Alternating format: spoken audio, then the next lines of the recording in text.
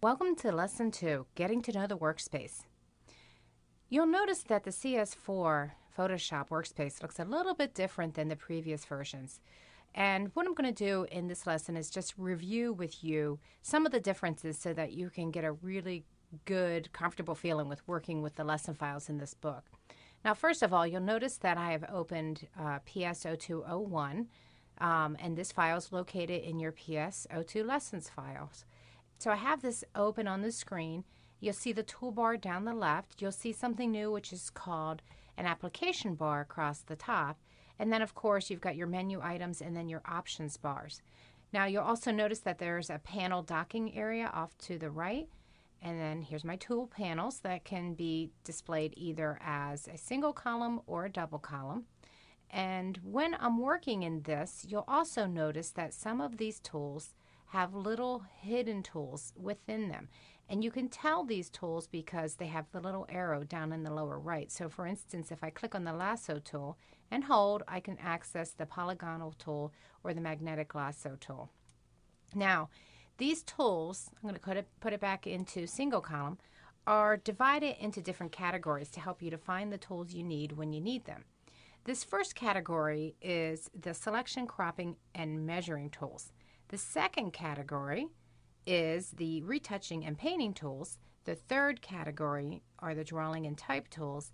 And then, of course, the fourth category are the new 3D tools and some navigation tools. Now, I'm going to go ahead and select the blur tool and then select the smudge tool that's underneath.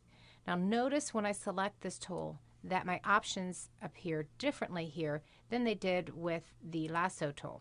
So let me go back. And now I can access a brush because perhaps I want to change my brush size as I'm smudging, or I can access the blending mode or the strength of this particular brush. But I'm going to just choose from this drop down menu 100, and you'll notice that when I come out here and start clicking that it's smudging it. Now, other things just to notice, let's say that I want to zoom in as I'm working on this. I can, of course, use the view menu, which gives you zoom in, zoom out, fit on the screen, actual pixels, but I can also use keyboard shortcuts to easily get around in here. Like, for instance, Control plus plus plus or minus minus minus.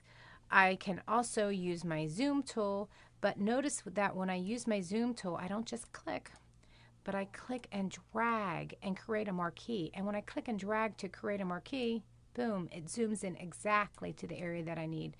And then, of course, I can zoom out quickly by doing Control 0, which is fit in screen.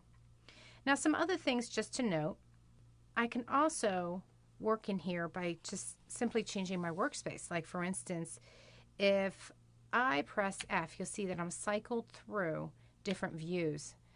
This is my presentation mode, back to just my regular mode. And then I've got my expanded mode here where I'm seeing gray that's covering the whole entire desktop area and everything, which is actually very helpful, especially if you have applications that are showing through and you want to focus directly in Photoshop. Hitting F again cycles me through. Now, other things that can help you while you're working, notice that when I press the Tab key, the panels and the tool panel disappear. When I press Tab again, they come back. Shift Tab, just the panels off to the right disappear. Shift Tab, and they come back again.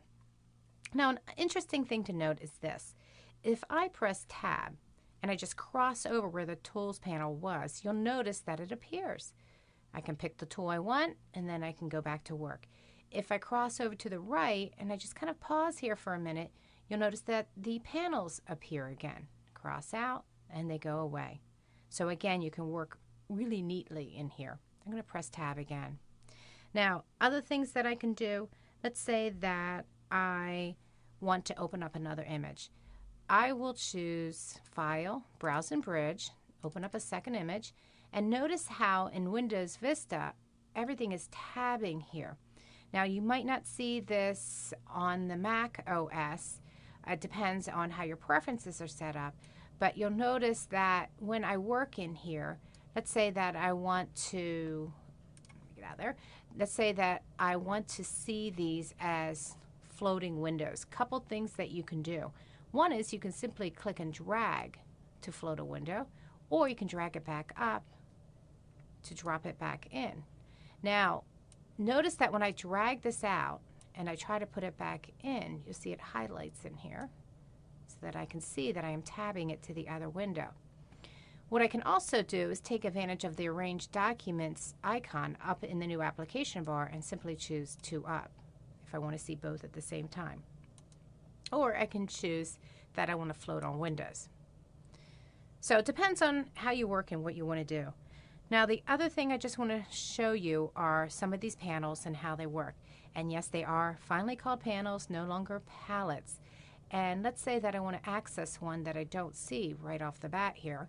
I can choose Window, Navigator. It comes up with this panel. And just to show you additional ways to navigate around, you'll notice I can zoom in or out.